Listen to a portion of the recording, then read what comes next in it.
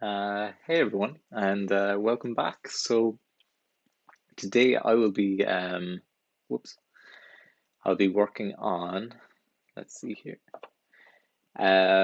So I'll be continuing on with the usual writing a programming language series, and whoops, just need to adjust some uh, stuff there. So I'll be continuing on with the writing and programming language series. Last week, I believe I just finished the unspread operator that we can see on the screen here. So um, we basically implemented features for all this section of the code snippet here. So we have the unspread operator. We have a type of extended for loop where it automatically iterates through a collection. And yeah, there were a number of kind of intricacies and all that, including exactly how we're going to even assign elements of the iterable into variables, things like that. There was lots of interesting stuff around that, and we got it finally working in the end, so that this snippet of code outputs the expected output, which is just ABC. So today, following on from that, the next snippet we're going to be working on is, let me pull it up here, test.txt prime. Let's see. Yeah. And so the main nature of what I'll be working on today, and it'll probably take me into the next session as well, is implementing function definitions and function calls. So there'll be a number of elements here. One interesting thing we'll have to introduce early on is at the moment the language only supports unary function calls, so function calls with only one parameter.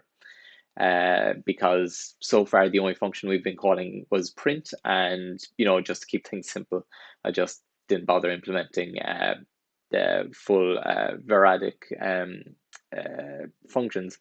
So so that's something that will need to be implemented at this point. We'll also have to, implement support for parameters and supporting stacks and context changes, all these kind of things, and what those will even mean.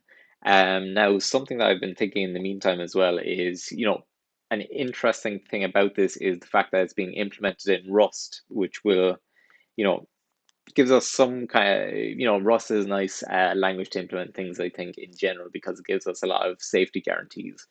What's interesting about implementing an interpreter in it is that the interpreter will likely be influenced by some of those features of Rust, and so we'll probably have to take a look at how we're going to have to work around some of the say constraints introduced by the Rust language, notably the borrow checker and having ownership for each item. So it'll potentially make things not necessarily more complicated, but will likely require more thinking about things like shared references to to variables and things like that. So if I'm calling a function that takes, for example, an object as a parameter, you know, there, there, it's an interesting point because, say, in Rust, something like that has very specific semantics about what happens in that location. So, and you have to tell the compiler exactly how you want that reference to be handled. So, do you want it to be kind of passed to the function as a further reference, which and give the ownership back at the end? Do you want to actually move it so that the ownership is actually given to the function and isn't returned, so that the function can do whatever it likes with it? And so we'll, in order to relax those constraints in our target language, so in this NORPL language that I'm developing, we'll probably have to, think long and hard about exactly what semantics that we want in this new environment, and how things like concurrency and shared references and mutability will impact all of that. Because again, this is going, the NORPL language itself that I'm developing here, the kind of more it is intended to be a kind of a scripting language. It's intended to be very flexible and not really require a lot of, say, this kind of it doesn't need to have all the strength and stability of the likes of Rust. So that's going to be an interesting contrast and something interesting to work around during the development of these functions. Anyway, that's just something interesting that we might encounter during the course of this session. Anyway, I'm going to kick things off by, let's see, first of all, what I'll do is, so this is just in a separate test file. So let me just check what's in test 3. So that's been our last sample. So I'll copy this into our new sample test file. And so what I'm going to do to start off with is we'll just implement a very basic function. So you can see later on here, we'll be looking at potentially higher order functions, and functions as first class citizens, so that we can actually pass define and pass a function into into another function. So to start things off, I can see actually some of this code was written before there was a language, so there are some issues with it. So what I'm going to do is we're going to start off by just taking a very simple definition or a very simple function call, and our function definition and function call, and just printing out the result. So this is probably what we're going to be working with for most of today. So let's get stuck in. So first thing to do is, number one, we'll take a look at our output, and we can see the usual thing. We've introduced this new concept that the compiler doesn't support, so naturally we're getting an error. There's an unrecognized token, which is, in this case, it's half. So half is the unrecognized token here instead of function, because the language parser at present figures this, okay, this must be an identifier, and so it should be followed by something like what we have over here. So it should be a plus or equals, it should be a dot dot, one of these kind of things to make it into a full expression, but it shouldn't be followed by another identifier. So we need to introduce handling around that. So let's get stuck in. In fact, I'll shrink the screen here a little bit so we can see the evaluation at the same time. So let's say, so now here's an interesting thing we're going to do straight up. Now, this is kind of at present kind of an expanded function. So yeah, again, we're already, so following on from last week, there are so many decisions to be made at every point of designing a language. So here's an interesting one straight up. So here we have a mechanism for defining a function. Now, thing to decide here is whether this is a statement or an expression. And because eventually we do want to have functions as expressions, but the decision is, needs to be made. Is there going to be a shorthand for this, such as, JavaScript, something like this? And if there is going to be a shorthand, are we going to have both a shorthand and a longhand? So, for example, I believe in, say, the likes of JavaScript, even the extended version can be, you can do something like this. Whoops. You can do, say, a function, and you can do const x is equal, or const f is equal to that, and that will, even though the function statements can be used bare bones to introduce the function into the global scope, you can the structure itself is also an expression, so you can assign it. Or are we going to do it more more Python style, where this is a statement on its own and has to be standalone, and then if you want to use it, define a function as an expression, you need to use a different syntax. You know, interesting stuff already. One like immediate thing that we'll notice about if we decided to do this as an expression initially is that at the moment, all standalone statements which are just consist of an expression would need to be suffixed with a semicolon. So that would be an interesting caveat if we decided to make it an expression right now. So as I do with a lot of these things, I'm probably going to defer the decision of the exact semantics for now, so that basically what I'm going to say is, for now, functions are using this syntax at least are going to be statements, and we can revise that then later to say, you know,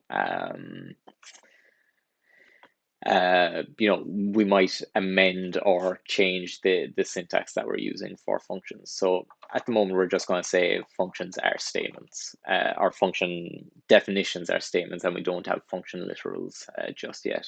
So a function definition is going to consist of a name, which will be our usual identifier. It'll be a parameter list.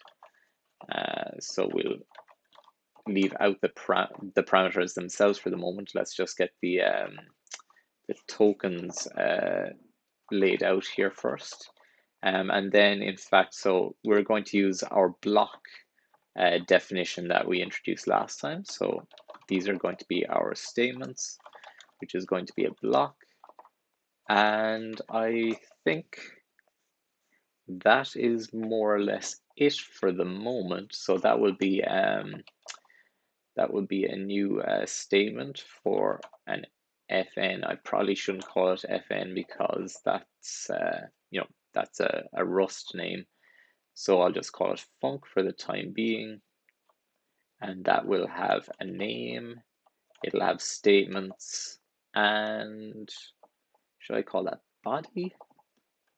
Func body. All of these are called statements for the moment, so I'll leave that for the time being. And so we're going to need to do something about the parameter list in here. So have I any existing stuff for that? So we have an expression list. Can we use a similar setup for that? So expression lists have their own special semantics. So they have spread and unspread and things like that. So we probably don't need all of that. And in fact, all, in comparison to a function call, a function definition is just going to have a plain list of names in here. It's not going to have any expressions or anything like that. So, so maybe we'll just keep things simple, and we'll create a new production for the moment. We might optimize it later, but we'll say this is going to be an argument list. So these are going to be the formal arguments to the function, or for the function. And this is going to be a vector of string, and it's just going to be param names. Should I call the production param names then? Or arg names. Again, we're dealing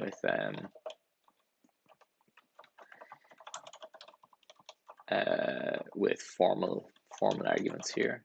Formal parameters or formal arguments? Should be all right. Should be the same thing, more or less. So we'll just call that args.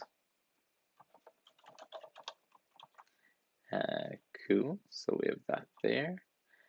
And yeah, arg names, the processing for this should be a bit simpler. It'll just be it'll be the same as,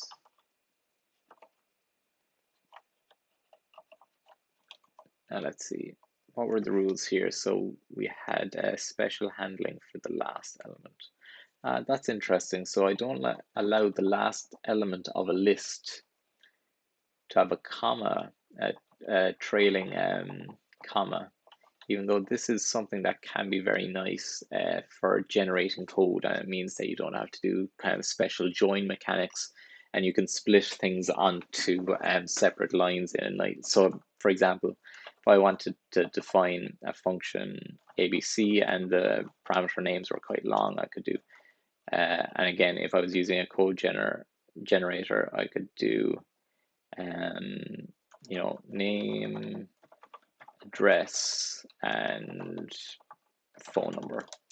And, you know, I don't have to remove the last comma here. So that's kind of nice, to allow that last item to be optional. So what I'm going to do is, you know, so this represents the last element in the list. So that will be just a string, or an ident, I suppose. Yeah. And we're going to allow there to be an optional trailing comma. We're not going to worry about whether it's, you know, followed by a new line or not. We're just going to say, you know, even if it's on one line, you could do, you know, it's not so nice, but you could do this if you wanted. So we're also going to have to allow the empty list as well. Yeah.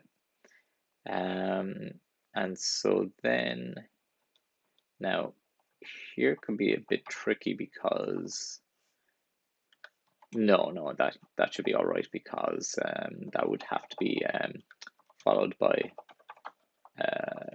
basically there shouldn't be ambiguity between these different sections. So this will just be a vector consisting of head and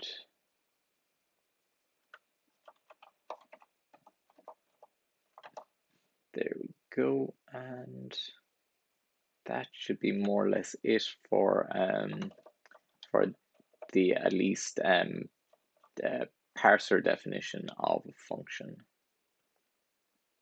So we have function token followed by an identifier followed by an open paren followed by our list of arguments, which can be empty, can have one element, or it can have multiple elements, and there's an optional trailing comma, and then the actual body of the function. So let's save that and see what the next error is. Okay, so maybe there will be a conflict here, or yeah. Let's take a look, see what's going wrong here. So I do find these kind of tricky to understand. So let's dig in. And put that full screen.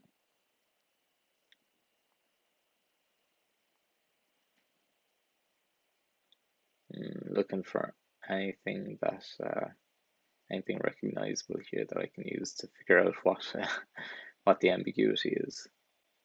Okay, usually there's a sort of a little diagram at some point that can kind of make things a little easier for people like me to understand.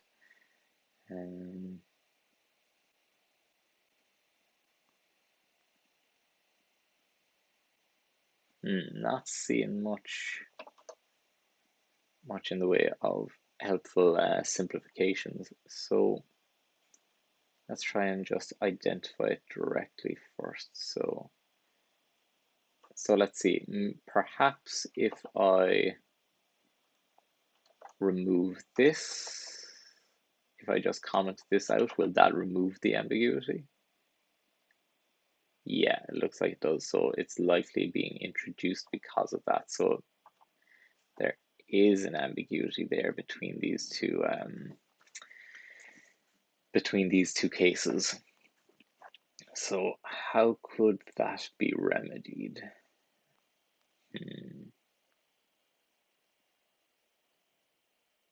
So if this was removed, then it would mean that our argument name list would always have to end in a comma. So how do we make that optional for just the final element? Yeah, of course, that makes total sense why there'd be an ambiguity there as well, because if there was, for example, a list of items with just with that kind of a production, then that would mean, so like, if we didn't allow this trailing comma, let me compile this. Yeah, there's no ambiguity. The reason why a trailing comma is ambiguous is that if I put, for example, a single item list there and had a trailing comma, then I could either match this followed by an empty list, or I could match this production. So either of those two productions could match. So that's not allowed. That's off limits. So how can we get this trailing comma working, given that this is not okay? One thing we could do is potentially allow a comma there, and we check how many elements are in the tail, and if the tail is has more than one element, or if the tail has 0 elements, then the comma can be present or not present. But if the tail is there, if there are elements in the tail, then this has to be present. That's one approach. There could also be another approach where we split arg names into different productions, potentially. So that could consist of, let's see,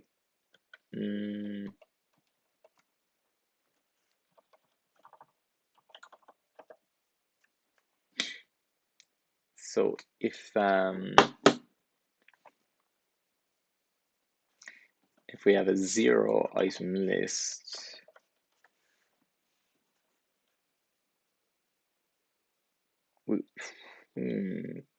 we could have it preceded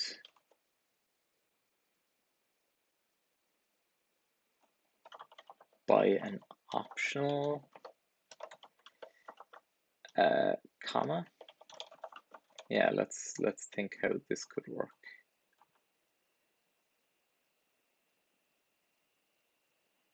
And where would the comma go here then? Would it have to go there? That doesn't make too much sense. And then we have, no, I'm not sure how that really works. Let's see. So we want an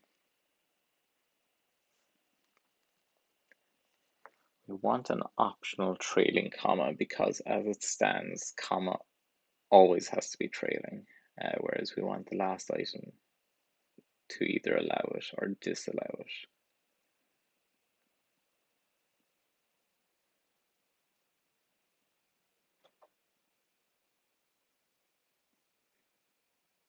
Oh, maybe we could just do this. and then that allows us, so if we have an empty list, that matches. If we have a list with one item, that matches that. But if we have a comma here, then that will match this list. It will match the trailing comma case, or it will match the comma case and then follow it by the empty list case. So that matches as well. So we can actually support the trailing comma in that case. Oh yeah, that should make sense. Nice one. So cool. So with that out of the way, let's take a look at actually adding that to the AST. I'm glad we didn't have to resort to actually, you know, putting logic in the grammar. We could just specify it purely as a kind of, yeah, grammatical construct. So this is going to be a statement for the moment.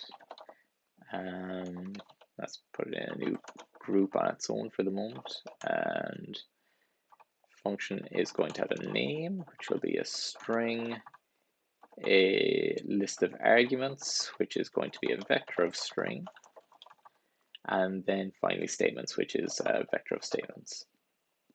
Okay, so now we have support for the function in the ST, but we don't have support for it in the evaluation. So let's save what we have there in the test so far, because that wasn't saved just yet. And we'll go into eval.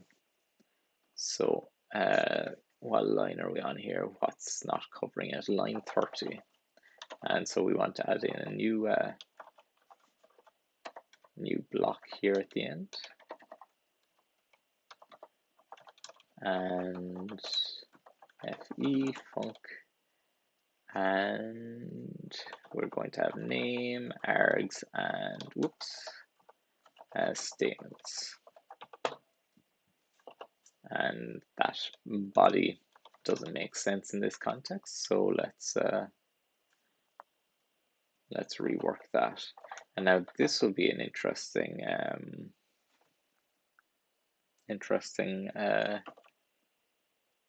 thing. So defining a function. So far, functions are defined as Rust functions. So that's the definition of a built-in function. So we might have to change that slightly so that we have support for built-in function and regular function. So let's comment out the existing function and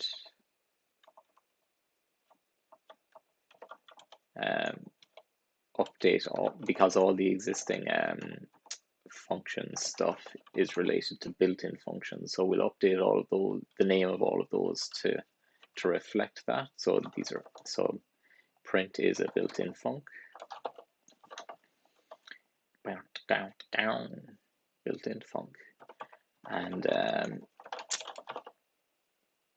so then a non-built-in function, so something that is defined, I suppose, at the user level, we'll call it, will consist of a name, will basically be the same as it is in the SD, which is something that will consist of a name, arguments, and now this is an interesting part. So is this going to be an unevaluated list of, so is this going to be an AST object? I assume it has to be, because, you know, we have to evaluate it every time. So this is probably going to be, so statements, it, you know, compared to our other stuff. Although, ooh, interesting stuff. So this takes me back a bit to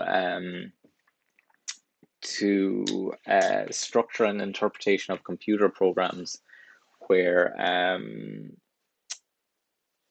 so that would have been the course book for, like, I didn't go to MIT. I'm from Ireland. I've never been to the States, but I believe Sicp was the course book for MIT, where it taught computer science through Lisp, and there was a section where they were a very interesting section where they were kind of optimizing function calls. So they're, like, I've only a vague recollection of this stuff, but the idea being that you could kind of compile and almost pre-evaluate a function that you were writing, so that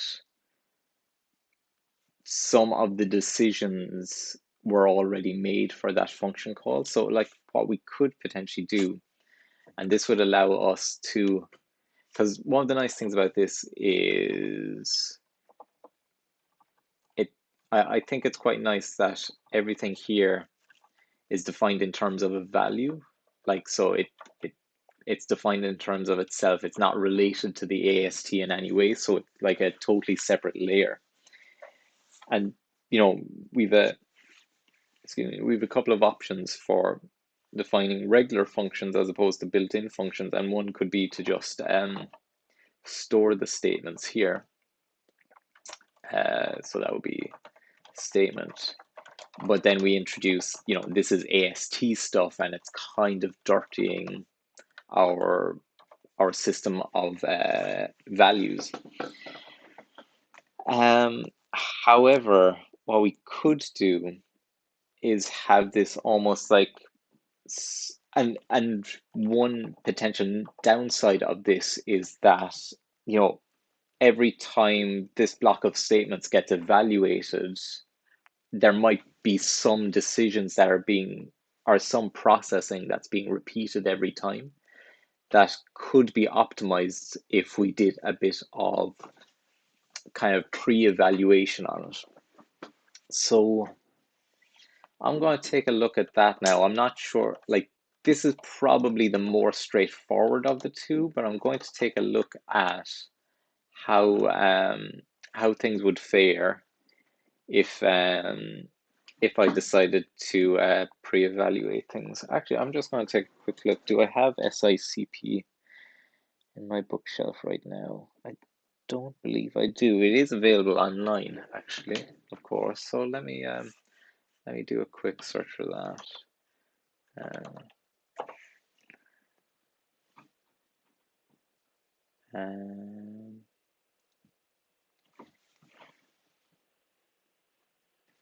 So we want to go to the contents just to see, well, any of this jogged my memory. So building abstractions with procedures, I think that's just defining procedures. Building abstractions with data. Modularity sounds like it could. No. Metalinguistic abstraction. Now, yeah, this was kind of, I assume, the part where they were probably defining list or Lisp in Lisp, which is probably where something like what I'm mentioning comes into play. So that was non-deterministic computing. LazyEvaluation could have been related to what we're doing here. Logic programming, no, that's not necessary. Oh, doesn't there aren't as many sections as I remember, even though they cover absolutely tons of stuff, but I remember there being more somehow. I don't know. Maybe just because it's split into 5 and I thought it was split into more, but they obviously cover absolutely tons of stuff.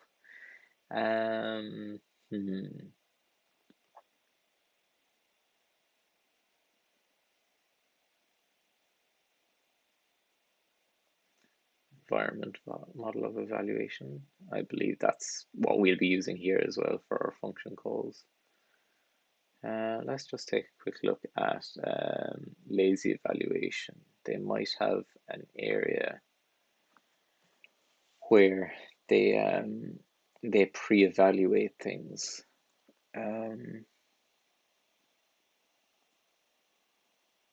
Yes, representing thunks. So basically unevaluated sections of code.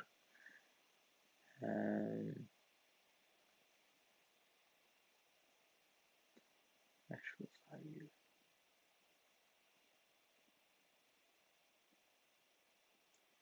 So it could be a thunk. Yes, that sounds about right. So what they're doing here is what we want for our interpreter is not a raw thunk, but rather thunks that have been memoized. Now, memoized would be, previously evaluated. I'm not sure if the actual result, you can't pre-evaluate the result until it's actually evaluated, but you can pre-evaluate the process potentially, which I assume is what they mean by memoization there. So when a thunk is forced, we will turn it into an evaluated thunk by replacing the stored expression with its value and changing the thunk tag so that it can be recognized as already evaluated. So a thunk is either evaluated or not.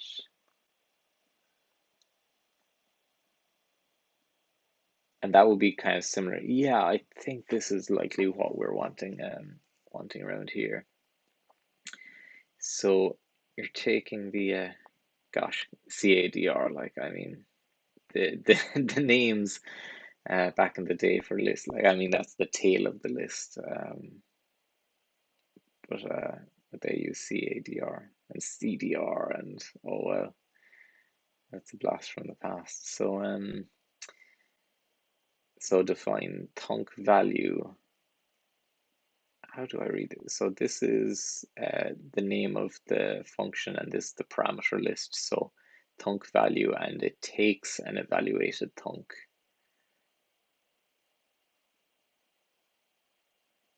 And then force it takes that and it checks, is it a thunk? Is it an evaluated thunk? Then you just return the object.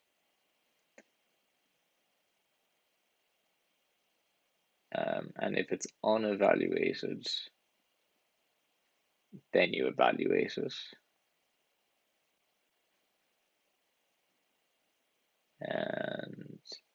And so the thunk actually stores, or the function itself stores its own environment, because it could be, yeah, because this, I think in whatever language they're talking about here, is every expression in its own, like they're defining lazy evaluation. So every, or at least most expressions are going to be, have delayed execution. So they need to be defined relative to their original environment. So they need to store that environment. I'm not sure if that'll be relevant with what we're doing.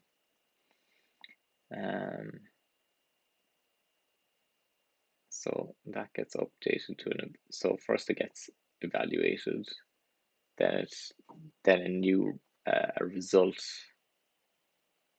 gets set to say that it's an evaluated thunk. So this actually replaces the original result as opposed to, so yeah, so this is slightly, no, this is different. This is actually yeah, this is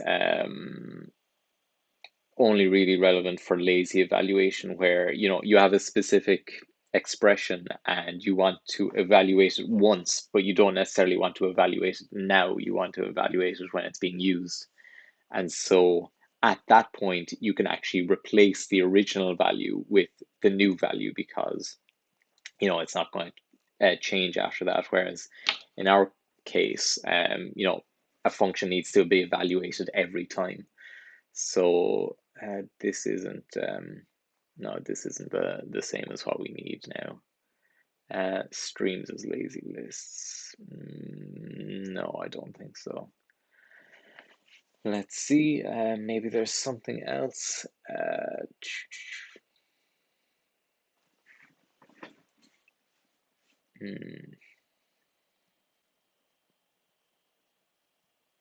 Representations for abstract data, no.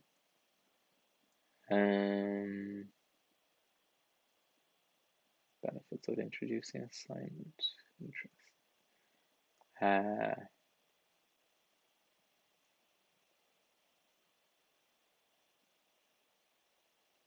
Streams and delayed evaluation, that could be interesting. Core of the evaluator, evaluator data structures, running the evaluator as a program.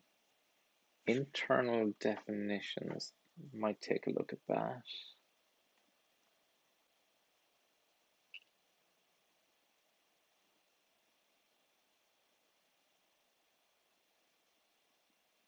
And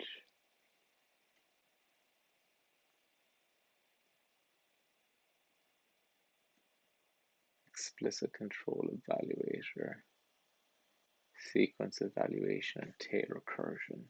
I don't think it's going to be that, but we'll open it anyway. Anyway, I'll close that. If we don't get it in these, we'll just move on. It's not an essential, but it could help steer things in the right direction. So let's see, streams and delayed evaluation. This is probably similar to what we were looking at before with kind of lazy evaluation.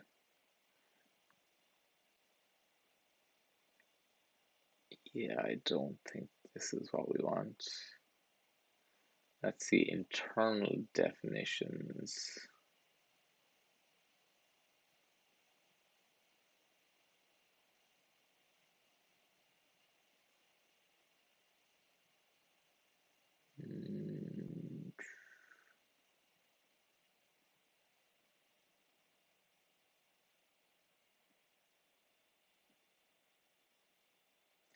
Ooh, this could be interesting. Separating syntactic analysis from execution.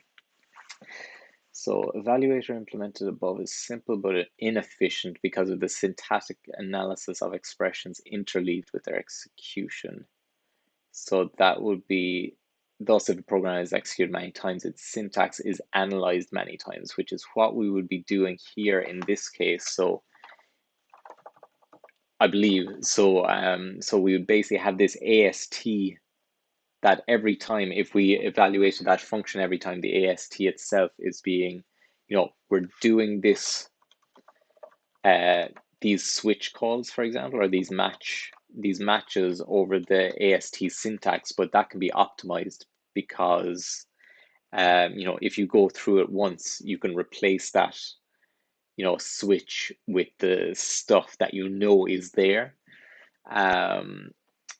Yeah, this looks like what we're looking for. So if a program is executed many times, its syntax is analyzed many times.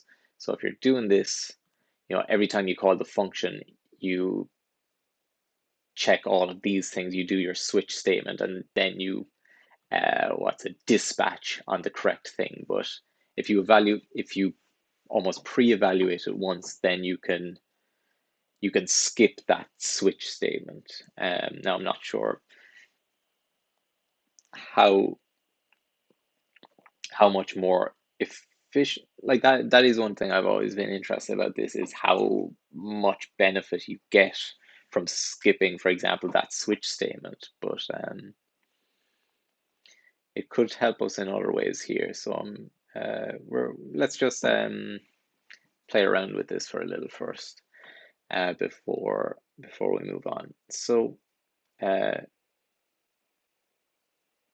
yeah, so this means that what we're doing when we find a function definition is that instead of storing, like what I would have done perhaps naively, is just stored the AST itself to be reevaluated every time. But what we could do is store a Rust function where chunks of it have been pre-evaluated. Potentially, we'll see if that actually makes sense for us. So let's see.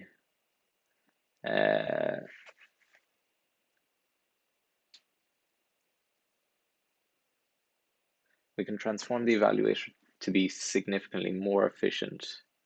So that syntax analysis can be done once. We split eval, which takes an expression and an environment, into two parts.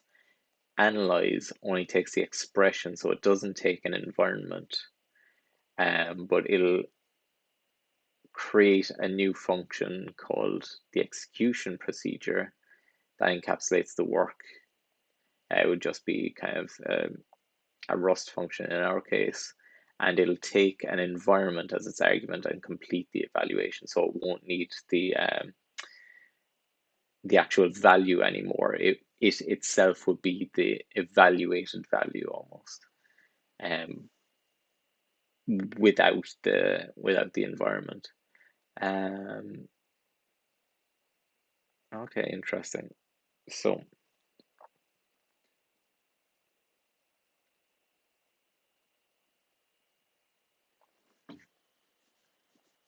okay, and it does that on all of these. So it actually splits evaluation up entirely into two separate phases. So all expressions get subjected to this.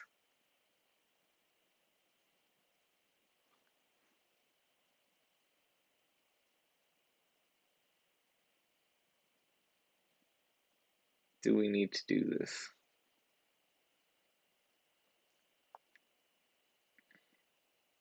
It's funny, yeah, how like, yeah, slick and simple this makes it all look. But then, you have to realize that, there's no type checking here. There's no, kind of debuggable error handling. There's no, like, the one thing about these kind of more academic solutions, which look, so so nice, is that they are lacking a number of things that make things more maintainable and kind of manageable at scale. But it does look really nice, doesn't it? Anyway, analyze assignment must also defer actually setting the variable until the execution. Let's see. We might not need to. Yeah, I'm not going to read all of this right now, I don't think.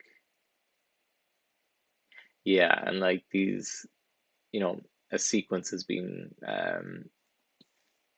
defined using is a tail call recursion and things like that.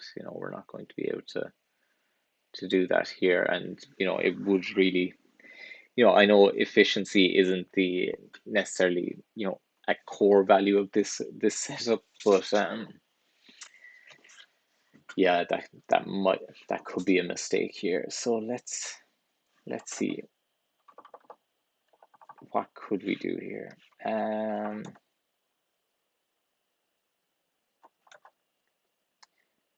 So we know we're going to return a function. Like, one thing we could do, and again, it's a bit anticlimactic about researching all of that stuff, but could just go okay value func, and then we have name args statements, and then it gets evaluated when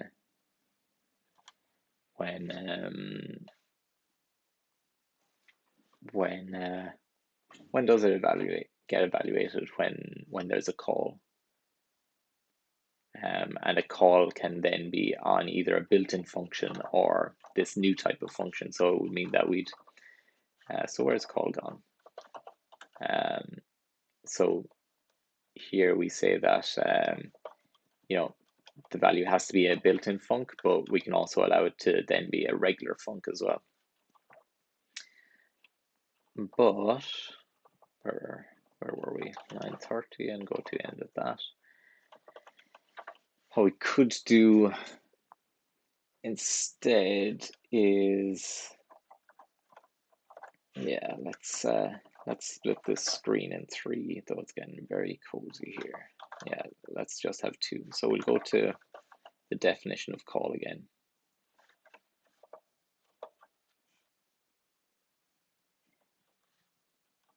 Yeah, this is a fairly cheeky function implementation. It doesn't even handle the environment at the moment. So so what would that look like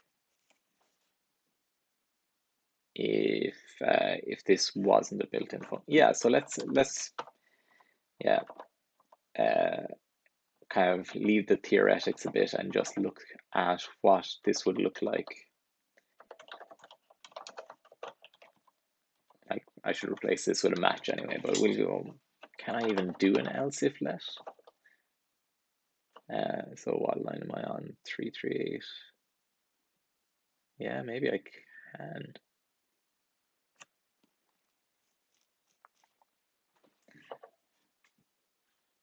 Okay.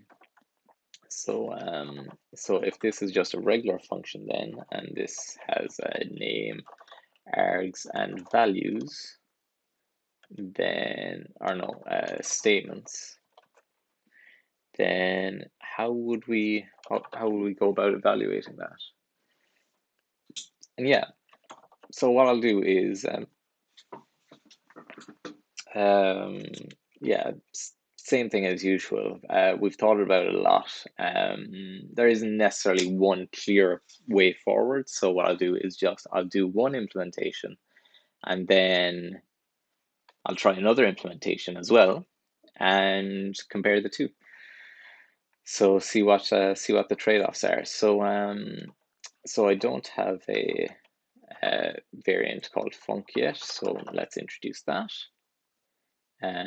Line 145, expected that, but found a result. Oh, I have to add that to the environment. So let's see, is there an assignment thing that does the same? So yeah, let's, and in fact, the functions themselves won't need, like a function to a certain extent doesn't really need to know its own name. It is useful, however, for reflection purposes, but we'll leave it out of the value for the time being, and reintroduce it when it's actually going to be used. So we'll get rid of that. Assign name and let v equal that, and assign it to the environment. And if there's an error with that, then we return the error. Okay, so line 342. What's going on here? Doesn't have a field called name. Very well caught there, very astute. Is that the right word to use there? Astute. Yes, that's the word I wanted. So line 147 next. Let's take a look. Expected an expression but found a string.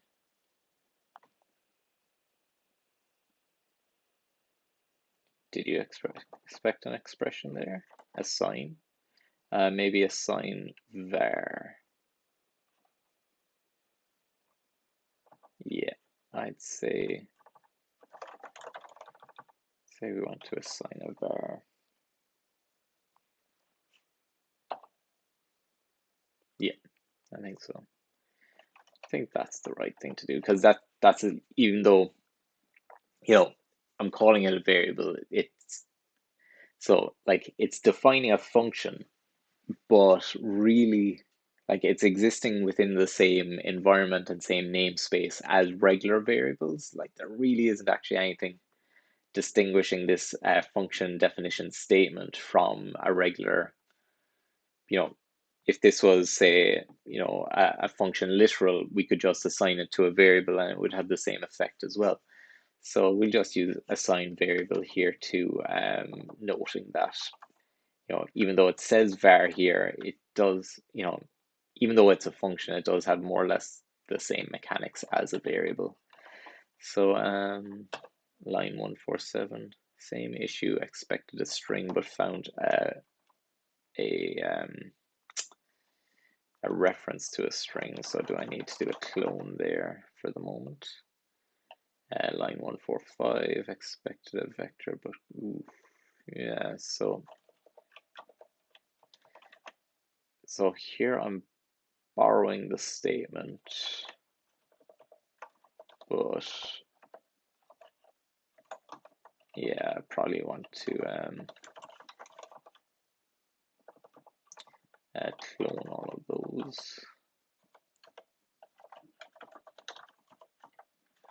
Can I do that? Have I defined clone for those things? Yeah, and 145, expected a string but found a vec for args. Yep. A vector of string.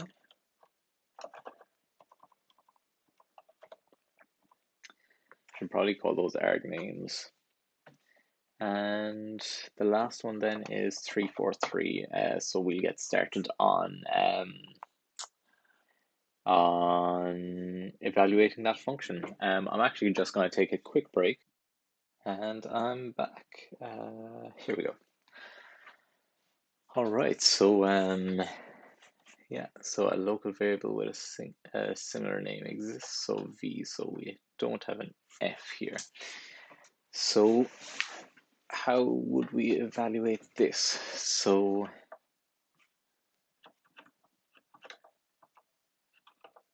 what would we do here? So we're evaluating an expression, and we can do the same thing as usual, where we pass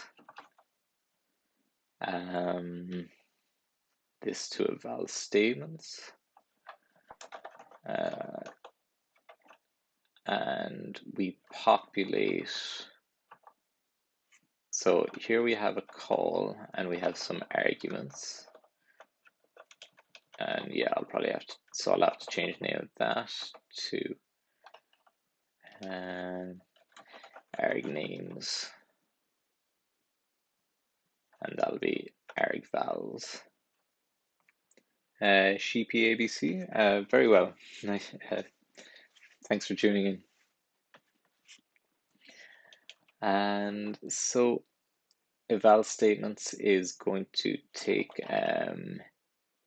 the environment that we currently have. Now we might need to revise that, we'll see, but it'll also take the statements, and what we'll also have to do is before, yes, this is where the frame comes into it. So we need to essentially create a new environment, which will consist of, I believe, our current environment. It'll probably have to link to the current environment, but also have a kind of a nested environment just for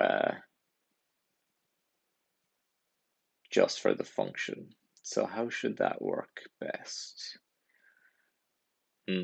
This will be this will be a tricky one, and most likely it'll be made possibly trickier using due to Rust. So let's do some pseudocode. So for arg in arg names, and then we would do kind of an so we would, in fact, eval expressions is already evaluating all of those arguments. So what we would do is they're already evaluated, so we would do assign var arg name, So it would be for arg name in arg names, assign var arg name. And so that would have to be kind of zipped with each of the args, or each of the vals. Again, not the best names here, but so we would basically assign the value to that arg name in the environment. And now that we have an updated environment with all these things, we evaluate the statements in that new environment. Now the tricky part here is going to consist of the fact that we want kind of a sub environment where, if for example, so let's pull up some sample code. So if we have, for example, function f, and it's got a, b, and c, and we're going to find d is equal to a plus b, and c is equal to, or yeah, c is equal to d plus c, something like that. Then, and it goes return x. Then what we're going to want, oh, and that's interesting as well, is that at the end, even though we're evaluating statements, that's going to need to return a value. So we're going to have to handle that too. So even though we are we have this kind of nested environment, we'll be expanding this sub environment with all of these, during the course of this function evaluation. But by the time we get to the end, then when the function returns, we want to, this nested environment is going to be destroyed essentially. And the tricky part is that if there's going to be, that's all very straightforward. We can create a nested environment, and it could just be its own hash map of names to values. But the tricky thing is then support for global variables. So if we have, an x equals 1 out here, then we want to do something like this, then this x is referencing that, and then if we did something like x is equal to 2, it should be referencing this x. Should it be referencing this x? Yeah, we need to potentially have some clear rules around scopes. And again, different languages take different approaches around this stuff. I think as a PHP uses, and possibly Python as well, actually, Python global. So if you're accessing a global variable, I think functions can access global variables easily enough, but is it class methods can't? Can't remember. Yeah, so you can access those very straightforwardly from, yeah, so there is a global keyword in Python too. So that when you're accessing that, is that maybe you can use a global, you can read from a global variable easily. So that's reading from a global variable, but then if you kind of assign it inside the scope, then you'll be assigning a local variable. But then if you want to assign to the global variable, you need to say that the local x needs to be the one defined in the global environment. And that's kind of tricky, isn't it? So we need to come up with some kind of semantics around how this stuff should work. So is it going to use a global setup? Is it going to be automatic, so that if you're using a variable that has the same name as a global variable, you can't set it locally? Actually, this is the big part where not having a keyword such as let kind of could bite you as well. So, a much easier way of managing this is if we had some kind of keyword to declare variables, because then that would allow us to associate scope, so that if we said x equals 2 down here, then it would mean if we did let x equals 3 here, this would be affecting a variable in the local scope, but this would be affecting a variable in the, well, I've been saying global scope so far, but it's really the surrounding scope, because what we could do eventually again is, we could do something like this where we have nested function definitions, and this would define an f within this function. And then this new f, if I was referring to an x in here, this would be the global x in this case, but then if, we had let x equals 5 here, then this x would be referring to the surrounding x and not actually the global x, and that might be one of the downsides. Now, I, haven't looked into this in great detail. Maybe I think Python supports nesting functions though. Bit of a tangent, but I'll just check it out. Python nested function. Can you do that? I think you can. Yeah, an inner function. But then, how is that?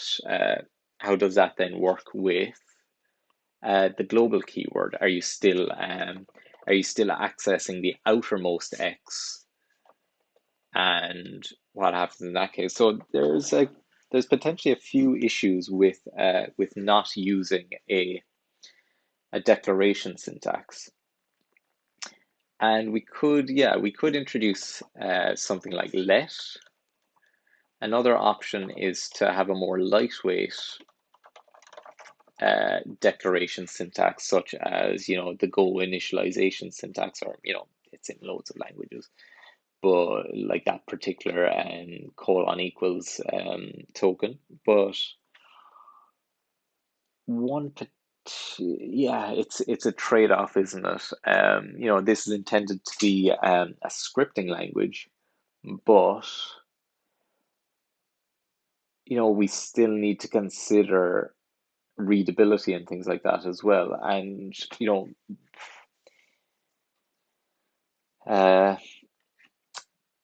it really is a fine balance of things that are quick to write but easy to abuse, versus things that are readable or make sense at a glance. So yes, this is a nice lightweight way of introducing a function or a variable declaration. But if you have this mix of kind of colons and non-colons and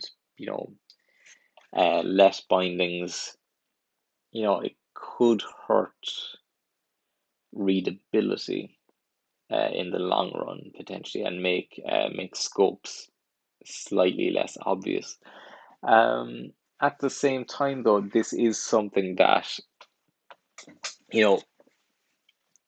the trade-offs and the decision on which approach to use. So, like, basically, just from talking out loud, I think the correct approach here is to have some kind of declaration syntax. So whether that's and so variables have to be declared before they can be used.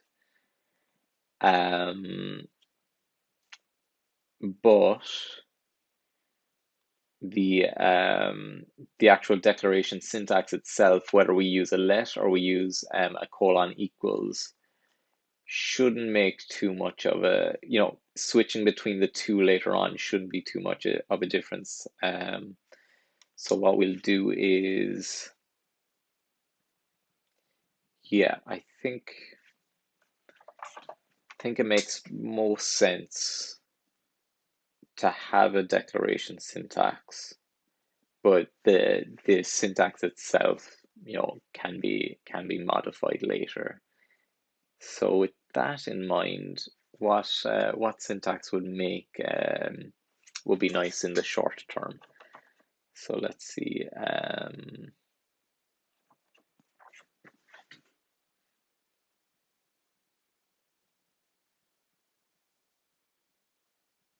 Yeah, I'll probably do the colon version in the short term anyway, and then can consider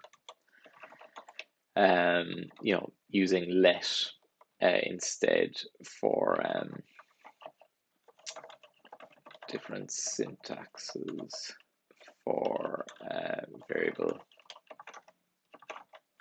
declaration. So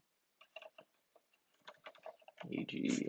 that versus let, and document the reason for having a specific declaration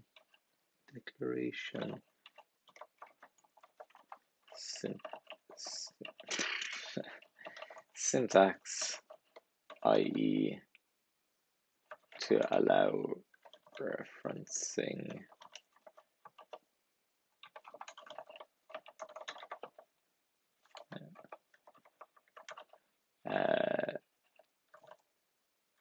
and shadowing variables from the surrounding scopes. Okay, so yeah, that's just some stuff to be done later. So let's see, where are we now? So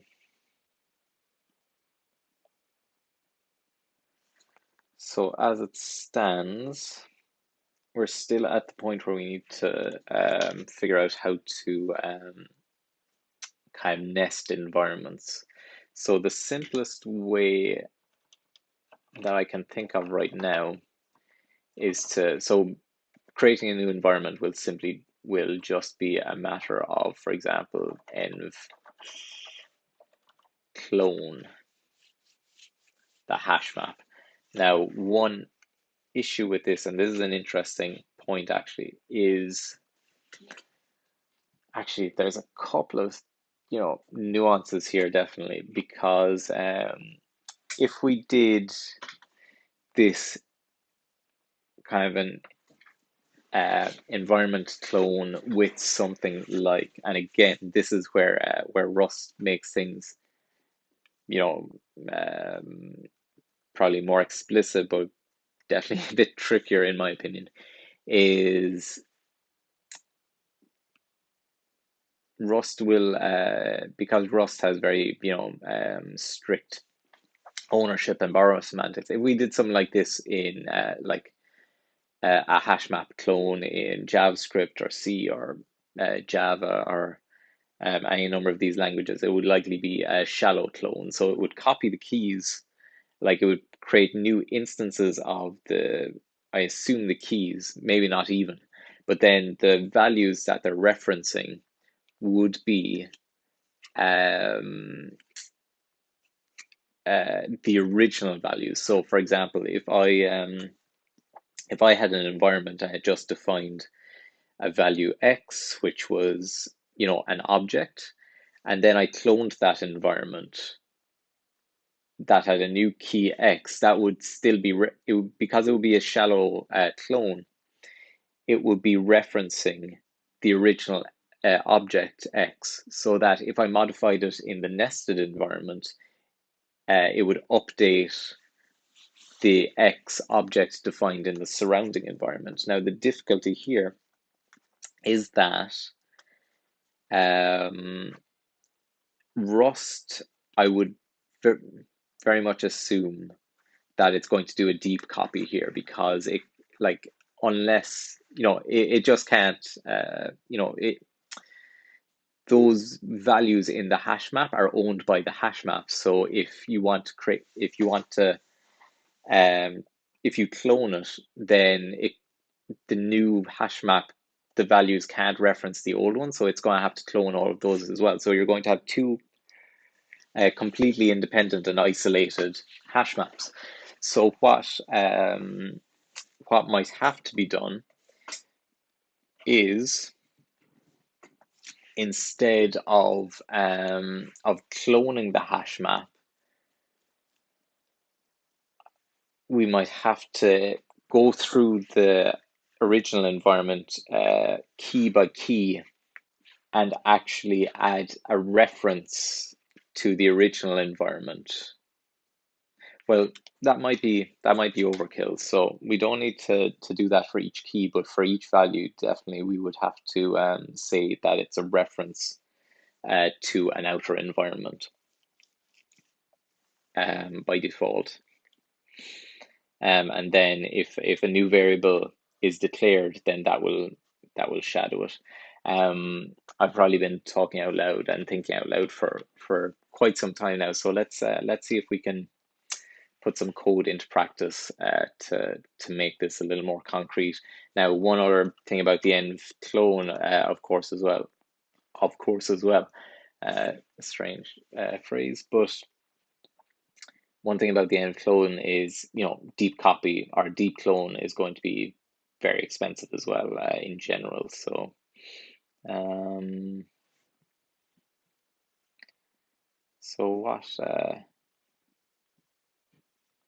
what could we do? Yeah, so we probably don't even need to clone the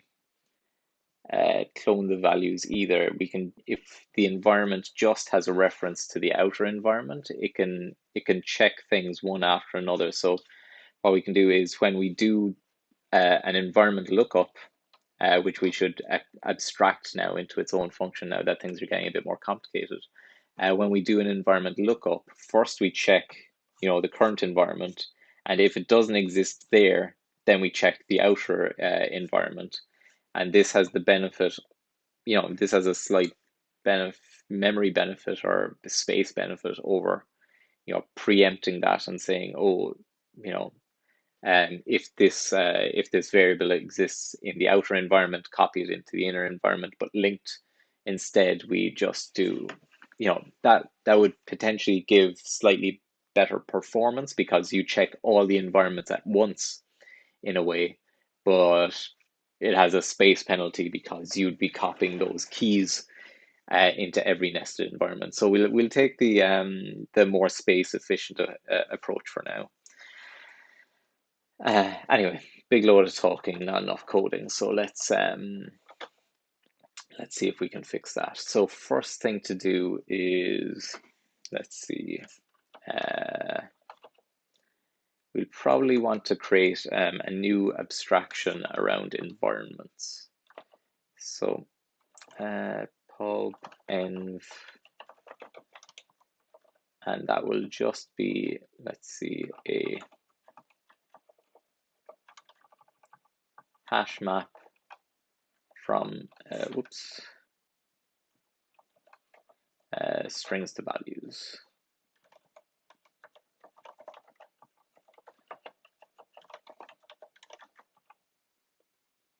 And that's a struct. And so let's see. So we're probably going to want to define a couple of functions on that. And so there's going to be the likes of lookup, which will take a name, which is a string, and it'll return an optional value. And let's see. That's going to, so in an env, we're also going to have whoops, if we call it parent, which is going to be not a box end, we'll actually just make it an option because it could be none if we're the global environment. And so the lookup function, now I don't even know how to define, oh no, maybe I do, maybe I do know how to define methods in Rust. Let's see, implement env. Is that all it is? And you have to do self, and you no, so that will be fn, and it's gonna be like that, but I can take a reference to self. Yeah, that makes sense to me. I'll just do one quick check. Rust method definition.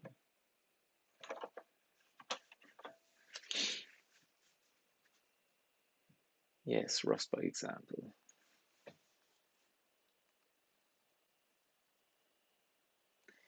So does it always have to be a lowercase self? It could be mutable.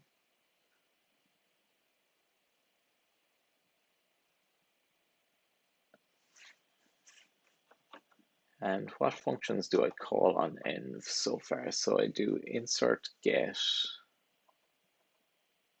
clone. Ooh, interesting. Oh wait, that's the one I was just doing. And there's a get there.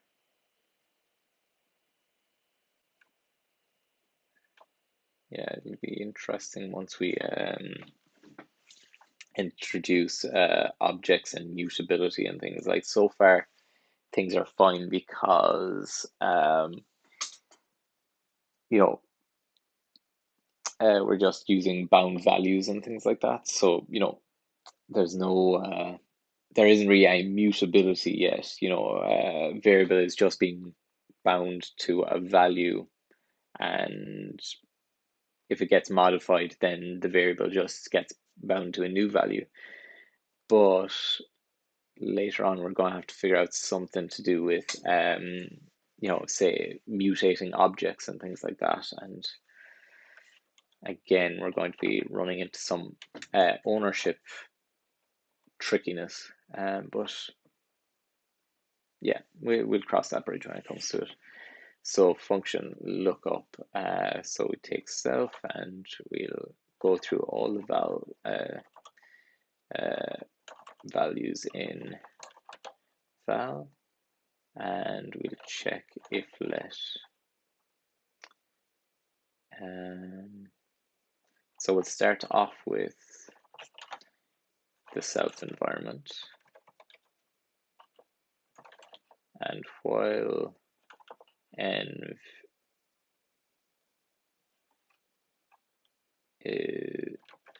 while let env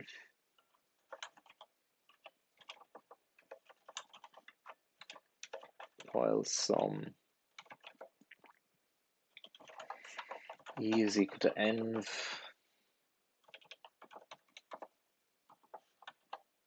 if let sum v is equal to env prime,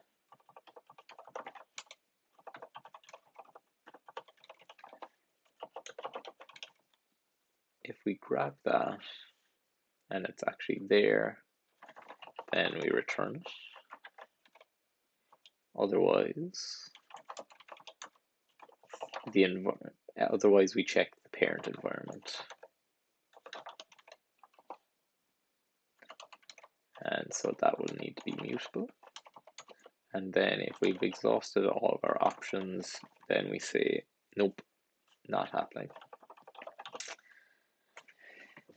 And yeah, does that compile so far? So I've probably got some errors around the,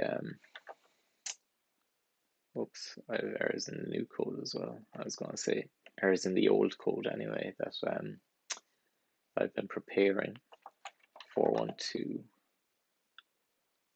expected a reference to an environment. Can I do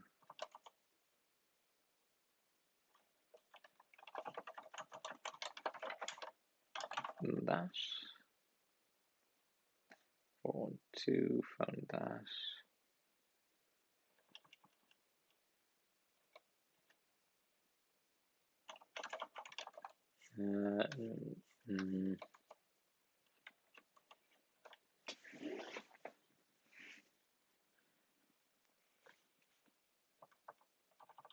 For the moment, let's just do that. 410. I expected an option, found a result. 410. Expected a value, found a reference to a value. Because it is getting it, and so it's retrieving. Will I just clone that for the moment to do remove clone? And yeah, let's just get the thing compiling first. Expected a reference, found a string, should be borrowing that.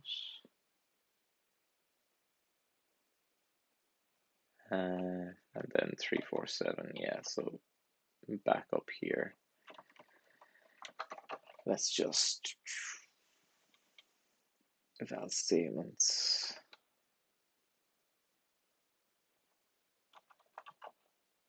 We just do nothing in here. Can I do that? And just put in a little to do. 342. Expect a result, found nothing. We just say okay.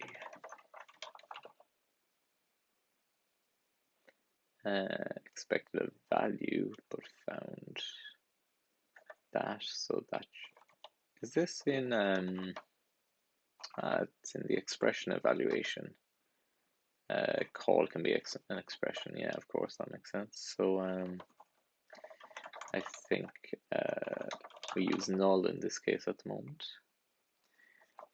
Line 403, parent recursive type is infinite size. So, oh, you have to use a box there as well. Insert some indirection. Interesting. And then 416 then will have to be updated.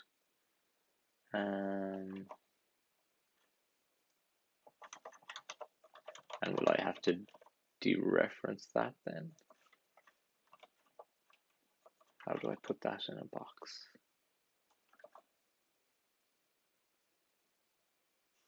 No, it expected an option but got a box.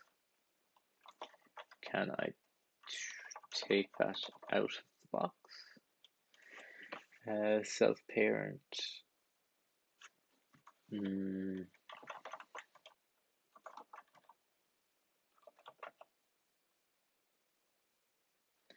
Value moved there.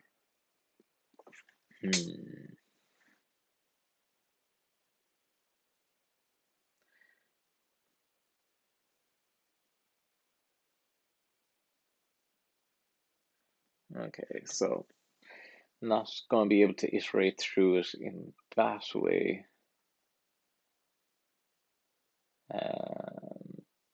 Because I'm holding on to a reference to the interesting. So that that actually caught an error of mine at the type level. That's really nice. So no field parent on type option env. So, and it's forcing me to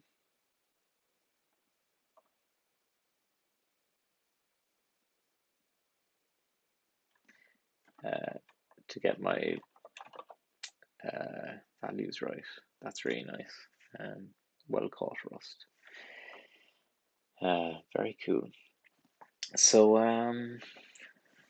Right, so where are we now? So we have an environment lookup that will work for functions.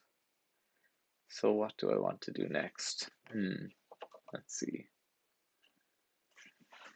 So what are some of the shortcomings of it?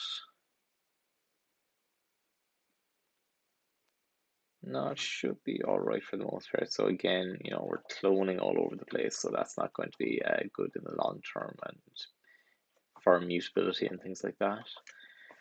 But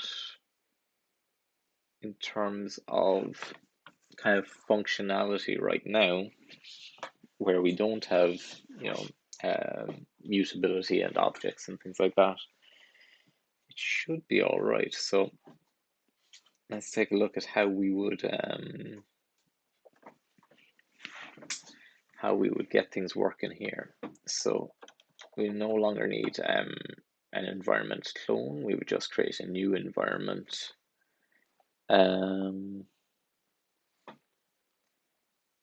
Pointing at the parent environment. Now we would need some, I believe, kind of reference counting and things like that to be able to have multiple references to the same environment. So we'll have to overcome that fun at some point too. But just in terms of creating the new environment, we should be able to do something like let's see, Rust hash map zip.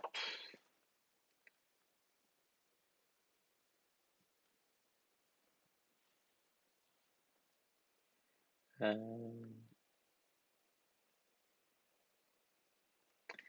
think there is a from that can construct a hash map from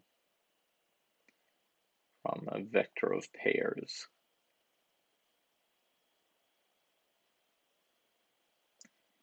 Not sure how to invoke that though. Let's see. Hash map string to value and let envals. Oh no, we need to use underscores in Rust. So let envals equal be of that type, and it's going to equal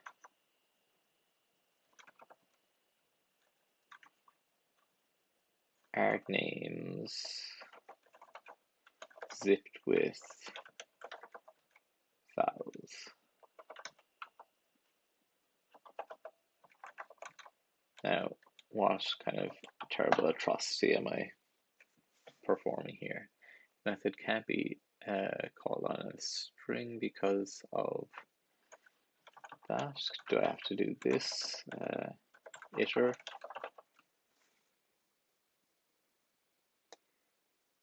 And yeah, so I've created a zip, but I'm not allowed to do that.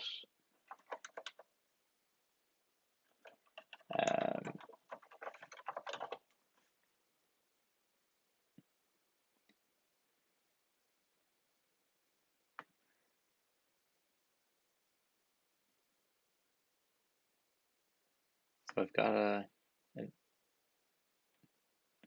iterator. So I can create a hash. So I can go iter cloned collect a hash map with a fixed list of elements can be initialized from an array. Is the issue here that that it's those? Yeah, but I don't think I want references. Oh, is arg names? Arg names at the moment is a string. I need to do. Oh, sometimes I don't actually know what I'm doing, but I kind of. I was gonna say I don't know what I'm doing, but I kind of know what I need to do. So if I went into iter, Rust into iter.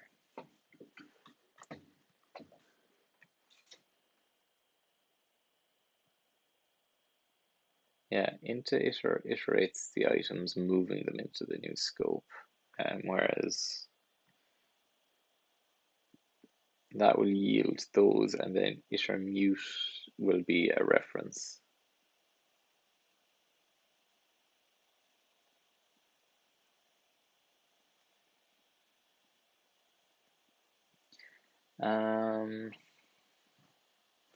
Still not sure why I'm getting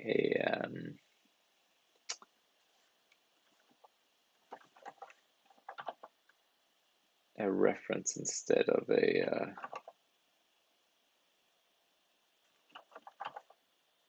an actual string here.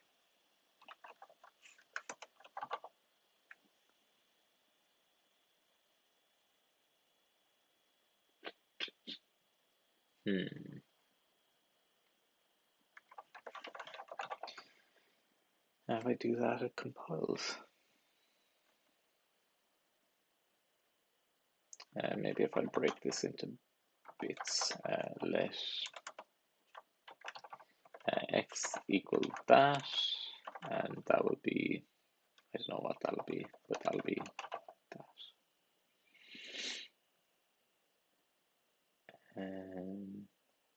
So it ends up in a standard iterator,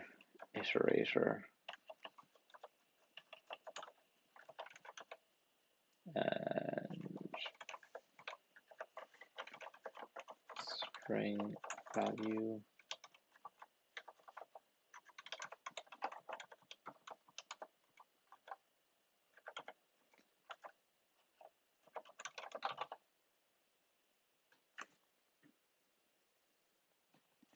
doesn't have a size known at compile time. I have to do that. No. Value of type dine.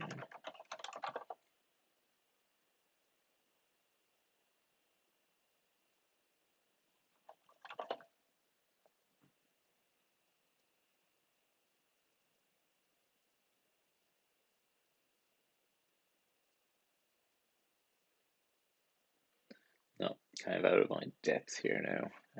What is going on?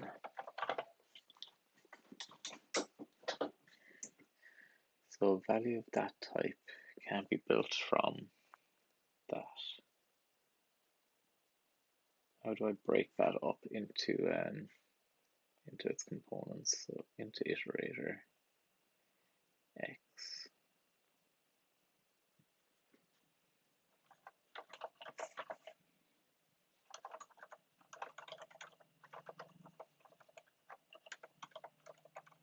And that's going to be an interface as well, isn't it? So I won't be able to assign that either.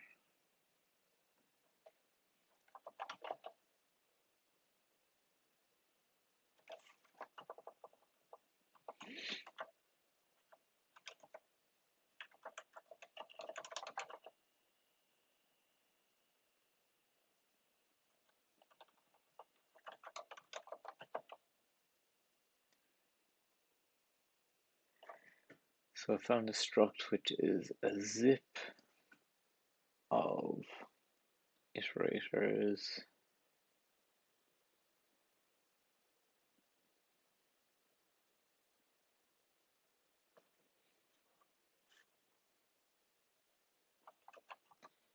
Not quite sure why the reference is being introduced here.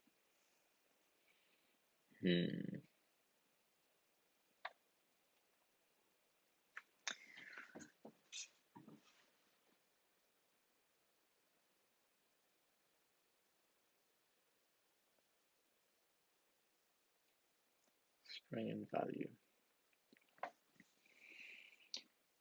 Value is alright. Value isn't getting a reference. How would happen if I swap those out just out of curiosity?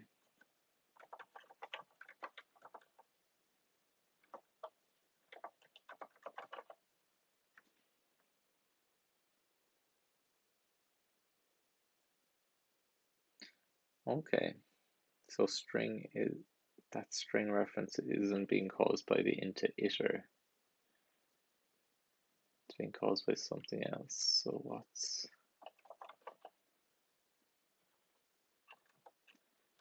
causing that?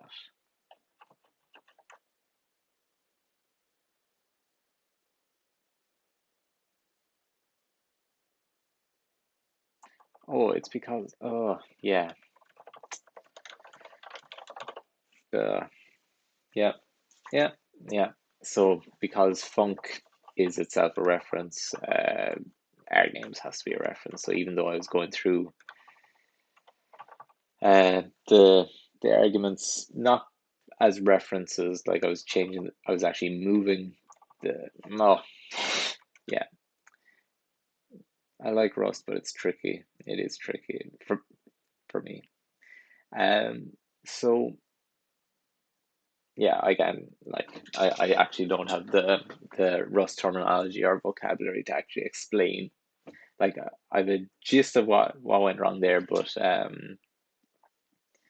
yeah, I'm not well versed enough to actually explain what went wrong. So anyway, yeah, so that's our new environment basically, with the parameters bound to their new values, and then I would introduce this new environment construct. So all the existing mute hash map stuff would need to be updated as well. So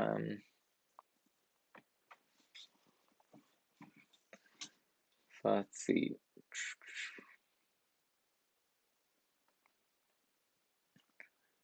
So we create, yeah, let's see what this would look like if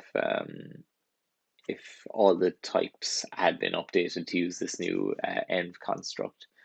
So I would go eval statements, and eval statements just returns okay. So once that returns, and that's one thing actually, so we wouldn't actually be able to use eval statements here really. Well, no, we would, but we'd have to support returns as well. So what we'll do is, for the moment, we won't support returns. All functions will just will only allow statements for the moment. So let's see. So this will be on hold for the moment, and in the meantime, what we're going to implement is a function like this. So it can go print 4, and or half 4, and it will print n divided by 2. So we'll work on this first, and then we'll introduce function returns, because yeah, we really have to split these things down into very minute pieces, or very incremental changes. So yeah, eval statements. So we'll evaluate the statements, and yeah, if we were to do it like this, then we would have to introduce env prime, which would be a new environment made up of the parent, which is the surrounding environment of this function, and vals would be env vals.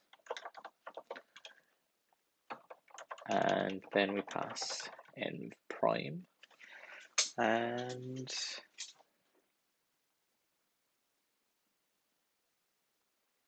is that more or less it then? Yeah, that would probably suffice. So let's see. I'll save that, and the expected a box there. Yeah. How do I create a box? Do I just do that, or box, no, Rust create a box. Oh, is it box new?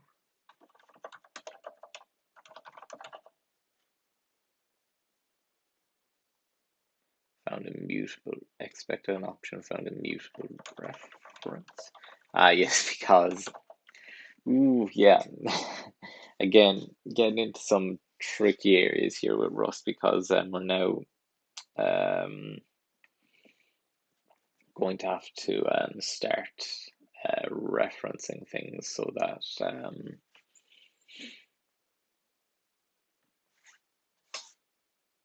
well, I say that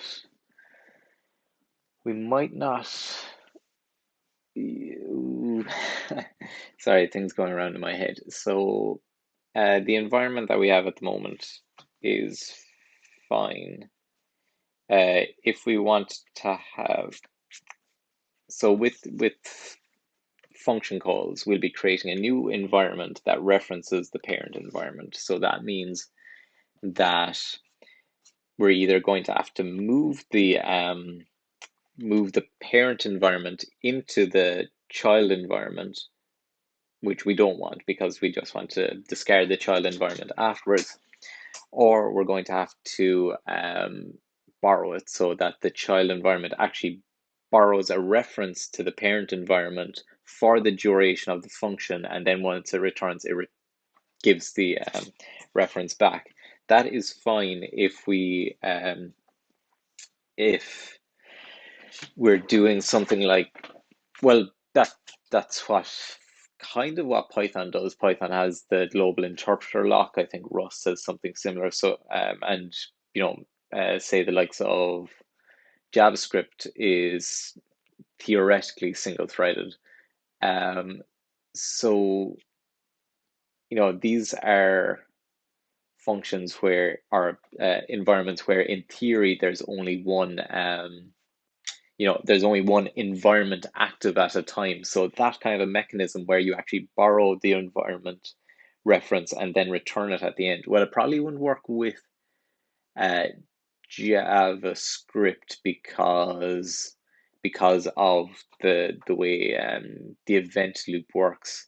You don't know what environment you're going to be working in, I presume, during a given tick, is it called? But yeah, it probably would work in something like Python or Ruby. But I don't know Ruby at all actually, so I have no idea. But in this case, what I do intend to do is this. This is going to be working towards kind of a bash replacement, a language for replacing bash scripts, essentially. And one of the, I suppose, key features of bash, in a sense, is it's the way it can fork program, well, not fork programs, but have programs running asynchronously. So it's very easy to launch a program in the background and then join up with it later. And in that kind of a case, and you can do a similar thing with although actually, that kind of a mechanism, because it's not kind of in memory, it's an external program, it's external asynchronicity. I don't know how you pronounce that, but it's external concurrency. So within the program itself, we could actually still make it single-threaded, in which case what we have now would be sufficient, but it would prevent us from let me think. It would prevent us from basically having a straightforward concurrency mechanism in memory. So that would mean, so we could run programs asynchronously with probably minimal difficulty. However, if we wanted to introduce a thing like, I believe, Bash, well, Bash is quite nice and is surprisingly sophisticated the more I think about it, where you can treat bash functions as programs, I believe. So you could run your local programs or your local functions in the background, for example, as if they were regular programs using the same syntax. Now, whether this functionality is necessary or desirable in this new interpreted language, I presume it is. Like, it is nice enough to be able to do that. But it does complicate things a lot because we now won't be able to use that kind of simple reference kind of passing mechanism. We'd actually have to start introducing reference counting and mutexes and things, because there would be different threads wanting to access different environments at the same time. Tricky stuff, lots of tricky stuff. But for the moment, yeah, it's probably, yeah, that's something that we can address in kind of an incremental way rather than worrying about it right now, I believe. So in that case, yeah, I think we can just deal with um, uh, borrowing environments or passing environments to their kids and then getting the references back afterwards. Or possibly even simpler in the short term is, so we could just pass this environment there. Let's see, expected that found a mutable reference. Oh yeah, it's a reference, so I can't actually move the thing itself. Does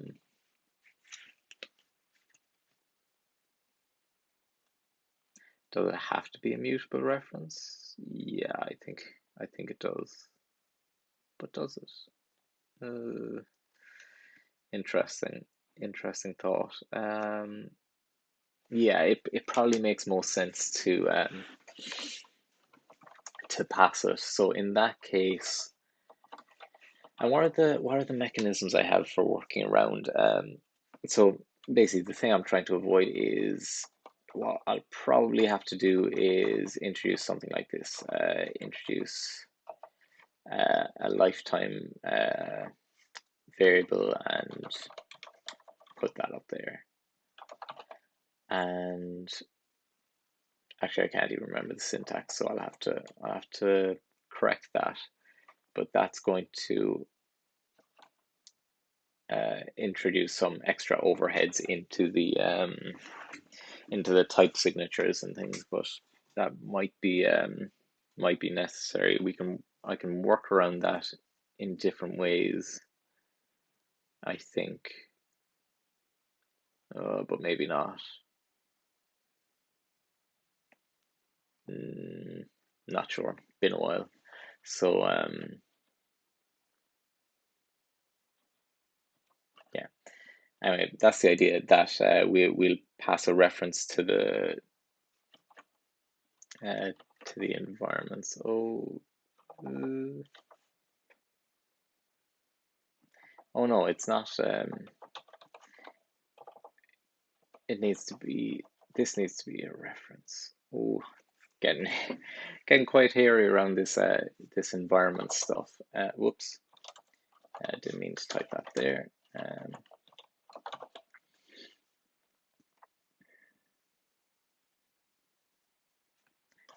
If I do have that, I don't need a box anymore.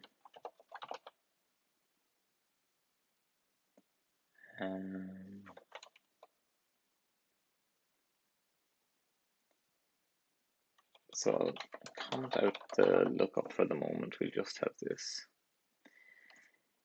And let's see.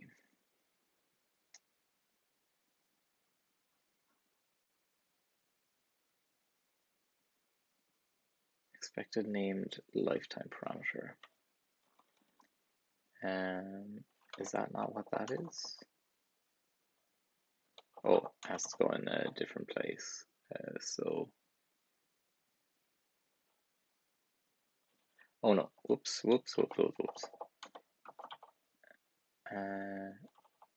Oh, you have to do it like that.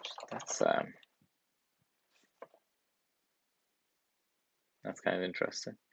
And then so 3, 4, 6. Let's see. Expected. Yeah. So don't need box anymore. Expected environment found a hash map. So the parent. So yeah, that'll be that should be solved by replacing env with an actual env instead of a hash map. Expected immutable reference found an env. So let's see. Yeah, let's try that. So basically coming up to the end of this session, a lot of kind of just decision making to be done around functions and implementation details. Like there's really a lot to think about with this stuff and how to handle the environment in something like Rust, because it does have this this strict ownership concept. So it really forces you to think about where your values live, and how they can move and things like that. So I'll be finishing up in a few minutes. What I'll probably try and get done is, let's see, yeah, I'll probably just try and update the environments or the environment parameters to use this new env structure, and see if hopefully get things to a state where it's at least compiling, and basically take it from there then. So basically leave it there until next week to actually maybe try getting function calls actually working. So let's try this out. So env getting past there now. I'm not sure how I'll have to update the how I'll have to update the mutable reference stuff, but we'll get to that. Oops. Oh, and I did it up there too.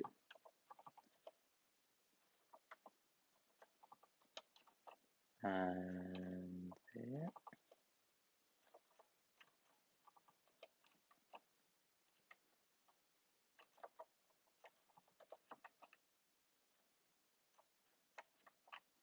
And that should be about it. So we're going to have to change a few things clearly, such as the lookup functions and the assignment functions. But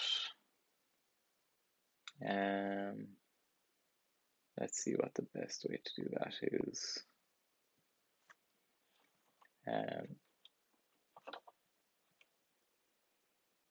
Although I probably should have uncommented that first.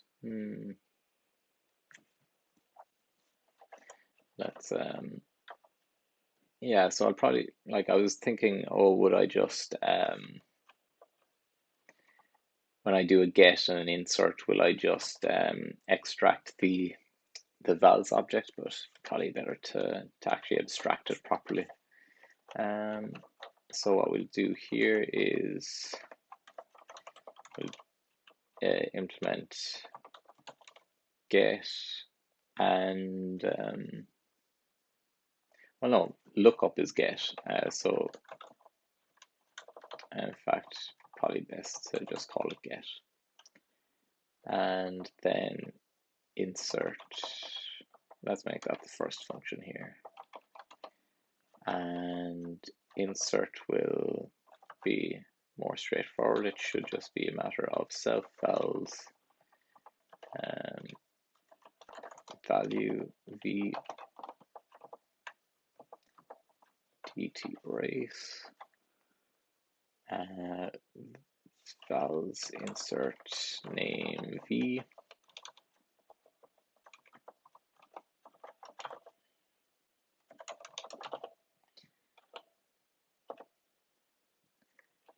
so let's see, 419 option can't be dereferenced yet. Found expected an actual struct but found a reference to a struct.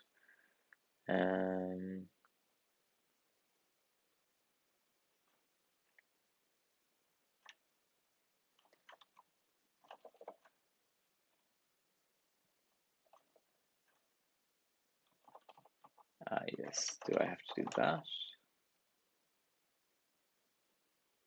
347, yeah, that seems to take care of most of that.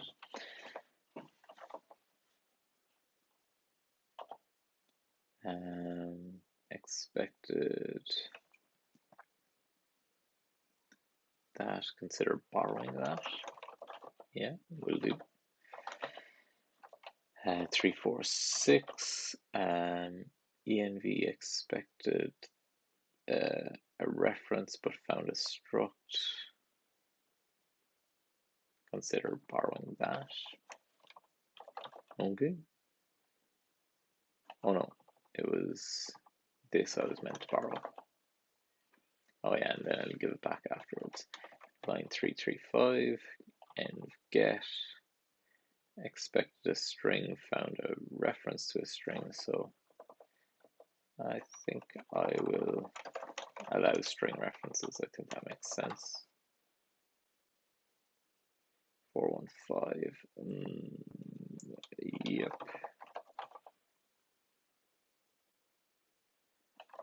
408, insert expected a full on, yeah, maybe if I do it like this, no, it wants to take the string. 321, ooh, what's that about? Static, oh, probably have to, does it have to be static? Can't I, can I do something like that?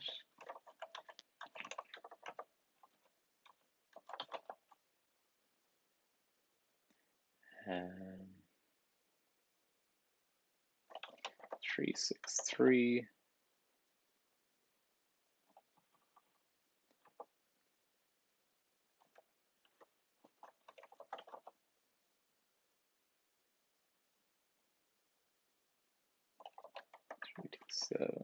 How many errors? 10 errors.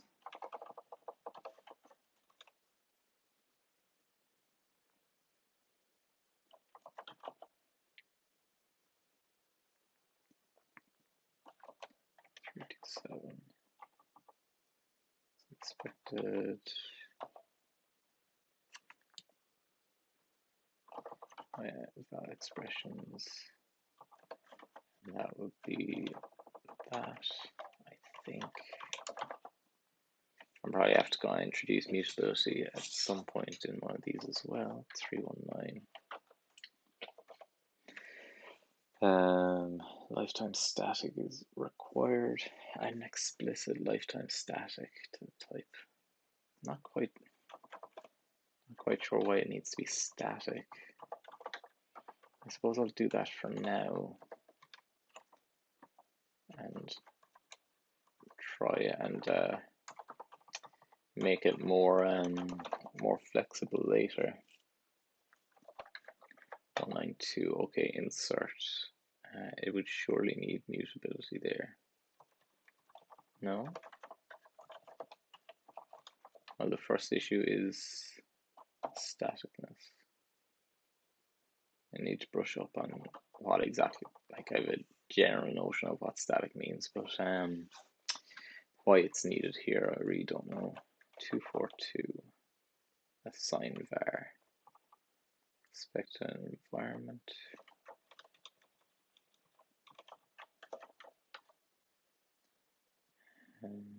Stuff like I presume will be needed there at some point. Yeah, let's just update all the environments to be static.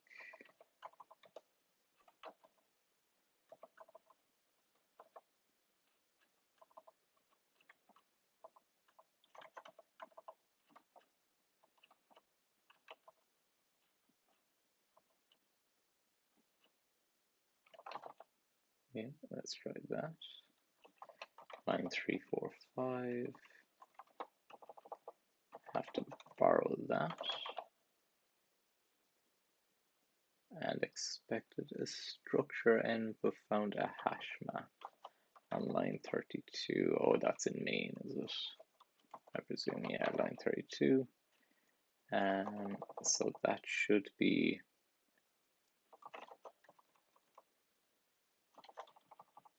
so that'll be envals insert. And in fact, what I can do is I should be able to do that.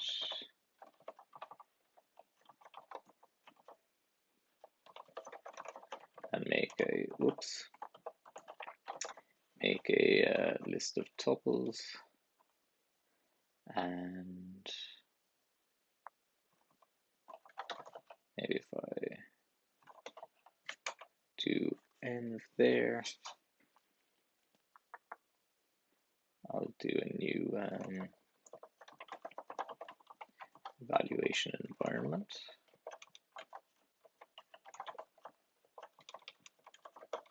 And this is going to be the top level one, kind of nice. So parent will be none, and vals will be like that.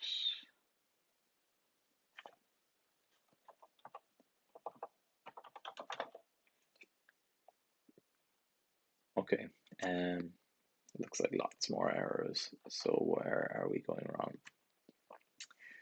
So, well, seem to have introduced some silly mistakes here anyway already. So expect a hash map found a bool. Because can I do something like maybe I'll do this for the moment, env vals, and then I can make it maybe a bit smarter later. Env vals. Maybe I don't need to make it smarter. Maybe it's nice enough as it is. Oh, that needs that.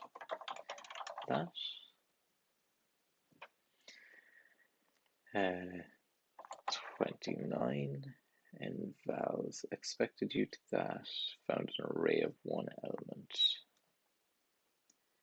And iter maybe into iter and collect.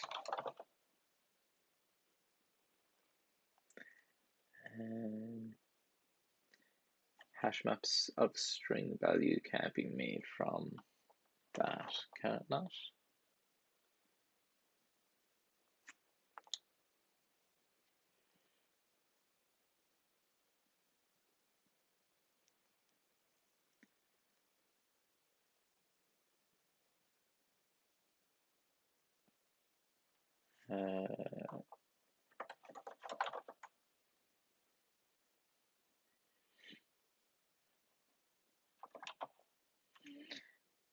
How did that do it actually?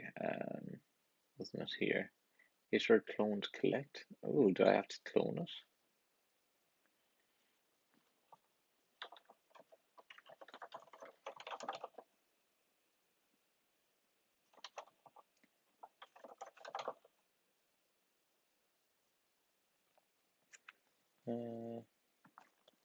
Value of type hash map string value can't be created.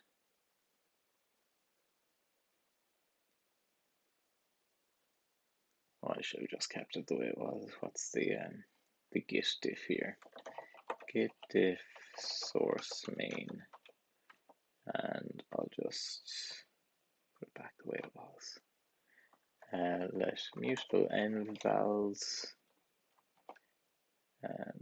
equal to hash map new, and n vals insert, and it should be just that. Yeah, let's try that out. Cool. So that's working now. And then finally, I assume that if I fix this last error, there's got to be a mutability issue on the insert. There has to be. So line 404, help indicate the anonymous lifetime. Oops. It's not actually. Can I just do that? I assume that'll get caught in the by the borrowed checker as well, I assume. Yeah, okay. It's interesting that it does it in phases, so you have to yeah, there are a couple of yeah, that makes sense. So cannot borrow self vals is mutable as self is not declared as mutable. So that's line 406. So that should be mutable self. Yeah, makes sense. Line 345. Borrowed value doesn't live long enough.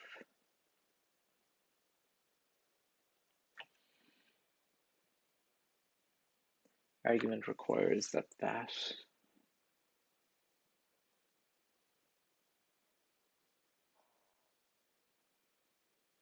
env prime is dropped while still borrowed.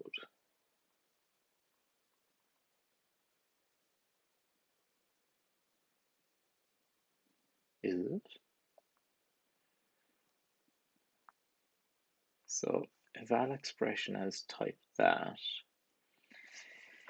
Eval statements, and then that borrowed value doesn't live long enough because the argument requires that the environment is borrowed for that duration.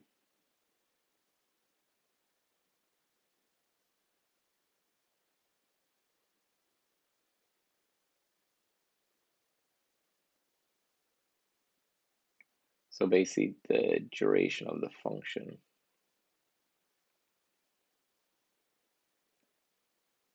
Is that because of static? Can I not just do that?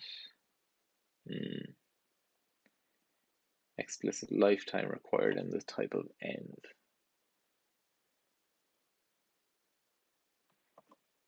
Ah, yeah, because I'm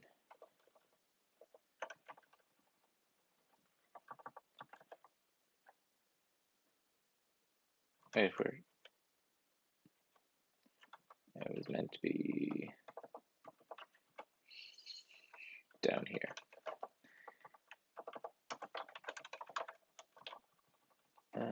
So that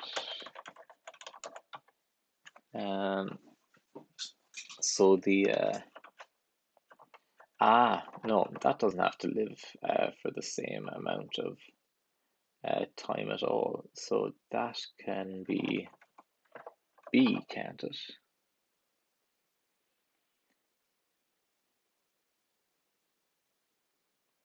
Can I do that even?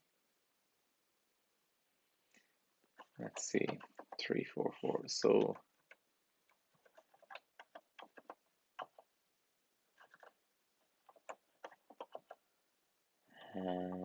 let's see.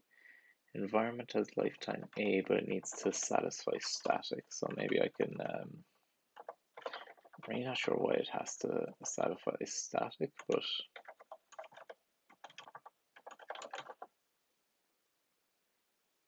expected lifetime parameter. Oops.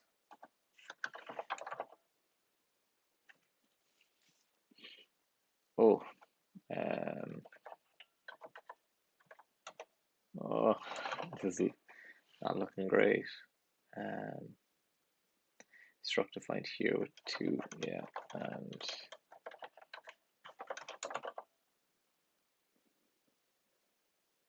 the struct takes 2, but only 1 was supplied on line 400.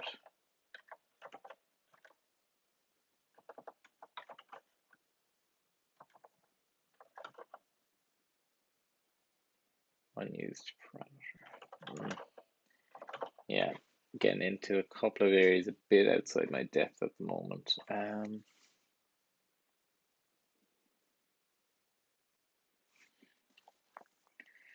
So what would this will be a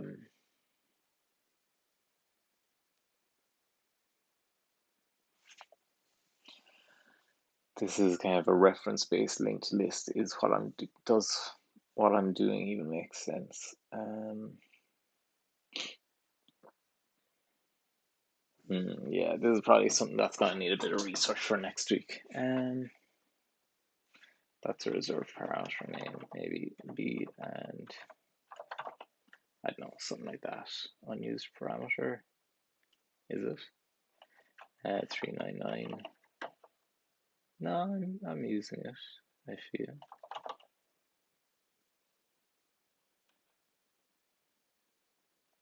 Oh, it's only being it's not being used in an actual reference. Yeah, this is tricky.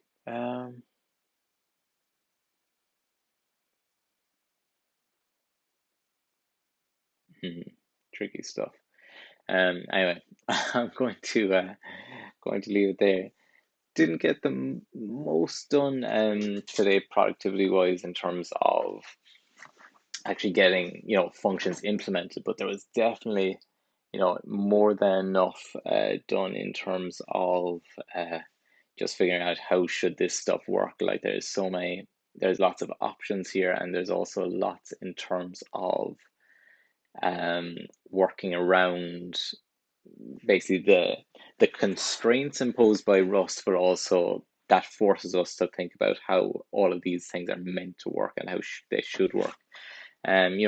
Little bit of extra work up front, but hopefully resulting in more stable language in the long run. So probably for the best. But yeah, that's all I have for this week. And yeah, thanks for checking it out, and see everyone next week.